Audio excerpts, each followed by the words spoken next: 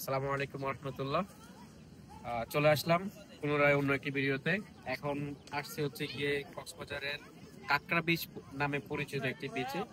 সবাই এই বিচটাকে কাঁকড়া বিচ নামে চিনে, কারণ হচ্ছে কি এখানে একটা মৌসুম থাকে, ওই মৌসুমে প্রচুর পরিমাণ কাঁকড়া বিচের দিকে আসে, যার কারণে এই বিচের নামকরণ করা হয়েছে কাঁকড়া বিচ। অ্যাকচুয়ালি আমরা আসছি আসার কারণ আসার পরে আপনার হচ্ছে গিয়ে কাঁকড়া গুলো পাই নাই, কারণ এখন মৌসুম না, যার কারণ হয় নাই। তো আমরা লোকাল যারা স্থানীয় থাকে তাদের থেকে শুনছি যে এটা শীতের সময় বেশি উঠে।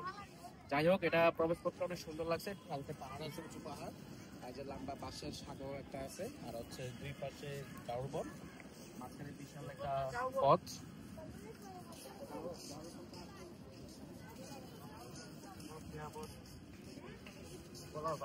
সুন্দর লাগে।